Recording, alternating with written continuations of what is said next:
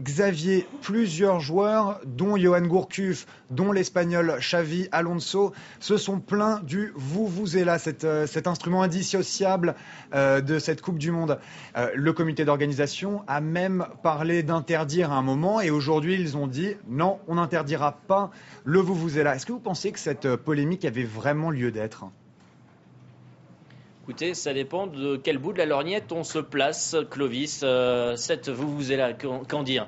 Si ce n'est que c'est un peu vieux comme le monde. L'ancêtre du vuvuzela, c'était le coulouzela. Et le coulouzela déjà posait problème quand il est arrivé dans les stades, c'est-à-dire il y a plus de 10 ans largement.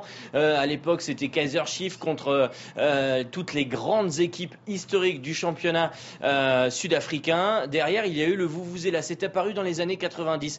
Le problème du vuvuzela, c'est quoi ? C'est tout simplement le nombre de décibels qui en sortent. 127 décibels. 127 décibels, c'est plus qu'un avion qui passe, un avion de chasse, et c'est plus également qu'une tronçonneuse. Autant vous dire que quand vous avez 94 000 personnes dans un stade, allez, on peut dire qu'il y en a au moins 60 000 avec des vuvuzelas, qu'est-ce que ça fait ? Ça vous fait une tête comme ça, c'est tout simplement intenable et effectivement impossible de se comprendre sur un terrain, impossible d'entendre non plus ni les consignes, ni les coups de sifflet de l'arbitre. D'ailleurs, c'est un problème qui était apparu dès l'année dernière, on l'avait soulevé à l'occasion du tirage au sort de la Coupe du Monde cet hiver, lors de la Coupe des Confédérations. Le problème du vuvuzela avait déjà été posé, notamment par l'entraîneur japonais.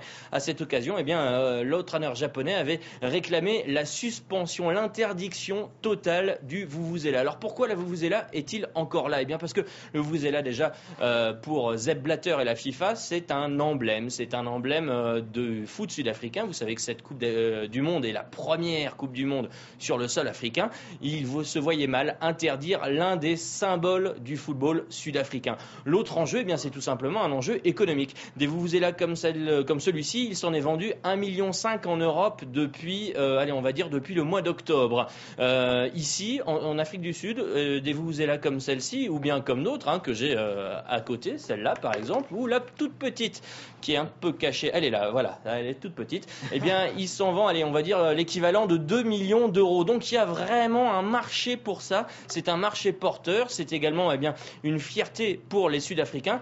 Pour les joueurs, je vous confirme, franchement, et les supporters même, dont je peux être quelquefois, c'est assez insupportable. Et quand le vuvuzela sonne le soir au coin du bois ou au coin de la rue vers 5h du matin après une soirée bien arrosée le dimanche, je peux vous dire que, comme Patrice Evra, on dort mal. Après, le fait, de critiquer le vuvuzela passe très mal au niveau local. Je peux vous dire que Cristiano Ronaldo, lui, il a bien compris, puisque d'un côté, il a dit oui, c'est pas pratique et c'est un petit peu ennuyeux. De l'autre côté, il a dit oui, mais dans le même temps, c'est un symbole. On ne peut vraiment pas s'en passer. C'est l'Afrique du Sud. On doit faire avec.